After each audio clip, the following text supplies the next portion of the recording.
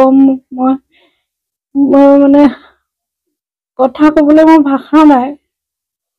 গল্ডি নাই বুলি মই ক'বলৈ মানে মোৰ মুখৰ পৰা নোলায় কথাটো।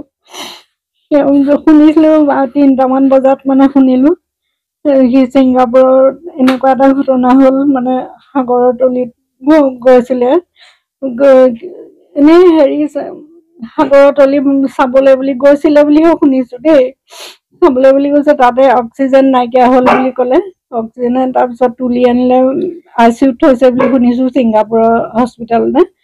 তাৰপৰা ভাবিছো ভগৱানক প্ৰাৰ্থনা কৰিছো, সি মানে চেঞ্চলেছ হ'ব পাৰে, কিন্তু প্ৰভু তাক বচাই দিবা। ভগৱানক সেই প্ৰাৰ্থনা কৰিছো, ভগৱানক প্ৰাৰ্থনা কৰিছো বাৰে বাৰে, প্ৰভু তাক বচাই দিবা। আগতেও তাৰ এনেকুৱা বিপদ বহুত হৈছে য'তে ত'তে, ভগৱানে তাক বচাইছে। ৰাইজৰ আশীৰ্বাদত সি বাচি থাকে, এতিয়াও সম্ভৱ সি বাচিব, সেইটোকে মনত আশা কৰি আছো। কোনোবাই ফোন কৰি মোক কৈছে জুবিনৰ খবৰ পাইছেনে, এনেকুৱা হ'ল তেনেকুৱা হ'ল, বোলো মই কাৰো কথা বিশ্বাস কৰা নাই। মই জুবিন বাচিব, সি বাচিব,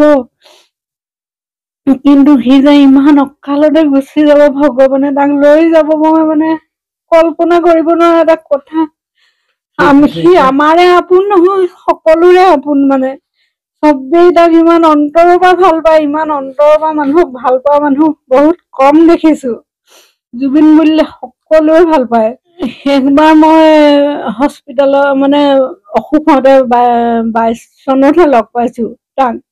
তাৰপৰা সি এনেই প্ৰগ্ৰেমৰ কাৰণে থাকিব নোৱাৰে, আহিব নোৱাৰে যে। তাৰপৰা সি এনেকে মোৰ অসুখ হৈছিলে, মানে হেৰি ব্ৰেষ্ট কেঞ্চাৰ হৈছিলে। তাৰপিছত মোৰ ল'ৰাহঁত দুটাই মানে ভাগি পৰিছে আৰু এইবোৰ কথা, মানে কেনেকে চিকিৎসা কৰিম কি কথা। তাৰপিছত সি তেতিয়া ইহঁতক ক'লে যে তহঁতি চিন্তা নকৰিবি, পেহীক লৈ আহ গুৱাহাটীলৈ। তেনেকে গুৱাহাটীলৈ নি মোক কেঞ্চাৰ হস্পিটেলত ভৰ্তি কৰালে, সহায় কৰিলে। আৰু মোৰ দৰে বহুত মানুহকে সি সহায় কৰে, মৰম কৰে। আৰু মোৰ নিজৰ পেহীয়েক বুলিয়ে সি নহয়, সি আনকোতো মৰম কৰে, সহায় কৰে।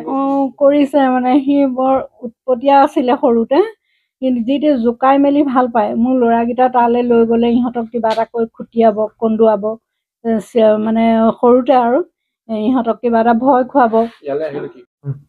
সি গাঁৱলৈ আহি খুব ভাল পায়, গাঁৱৰ পৰিৱেশ ভাল পায়। আমাৰ পিছফালে এটা পুখুৰী আছিলে, সেই পুখুৰীটো বৰপুখুৰী বুলি কওঁ আমি।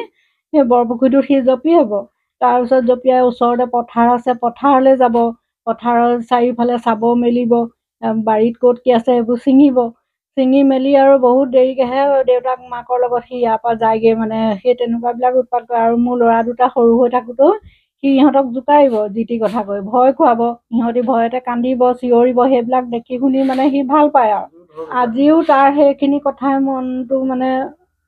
মনত পেলাই মনটো দুখ দিছে। দুঃস্বামীয়ে সিটো ভবা নাই ইমান দুঃসাহসিক কাম এটা সি কৰিছে। সিটো নাভাবিলে যে মোৰ কিবা এটা হ'ব। তাৰ মনত বহুত সাহস, সি মানে বহুত তাৰ মনত সাহস। কেলে ভগৱানে ল'ৰাটো কাঢ়ি নিলে সেইটোৱে ক'ব নোৱাৰো দেই। ভগৱানে কি বিচাৰ কৰিলে।